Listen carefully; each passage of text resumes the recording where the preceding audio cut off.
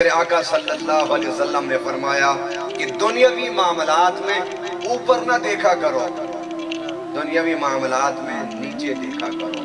اگر آپ سائیکل پر جا رہے ہیں، ساتھ موٹر سائیکل والا گزرا ہے تو اس کو دیکھ کے ٹھنڈی آہیں نہ بھرا کرو۔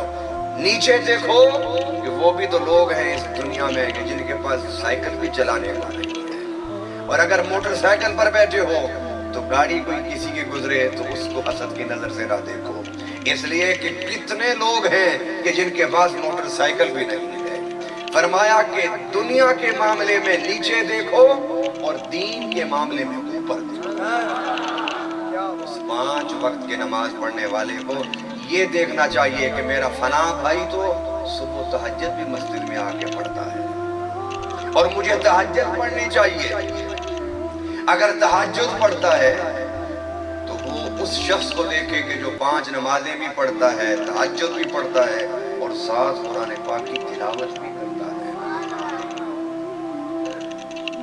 نیکی کے معاملے میں بلندی کی طرف دیکھیے تو آپ اللہ کے قریب ہوتے جائیں گے، اور دنیا کے معاملے میں اپنے سے نیچے کو دیکھیے تو آپ کو صبر بھی آ جائے گا، آپ کو قناعت بھی آ جائے گی۔ اس لیے فرمایا وَإِن تَعُدُّوا نِعْمَتَ اللَّهِ لَا تُحْصُوهَا، رب نے جو تمہیں نعمتیں دی ہوئی ہیں اگر تم انہیں یاد کرنا شروع کر دو تو کبھی بھی تمہاری زبان پر ناشکری کا کوئی لفظ نہیں آئے گا۔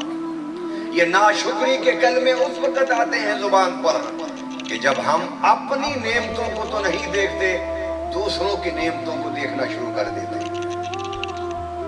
اللہ اکبر۔ فرمایا اگر تم اللہ کی نعمتوں کو شمار کرنا چاہو تو شمار نہیں کر سکتے۔ اگر کسی کے پاس ایک کنال کا گھر ہے تو مت اس کو حسد کی نظر سے دیکھو۔ میرے آقا صلی اللہ علیہ وسلم کے بارگاہ عالیہ میں ایک صحابی نے کہا حضور جو حسد کرتے ہیں لوگ ان کے لیے بد دعا فرما دیں۔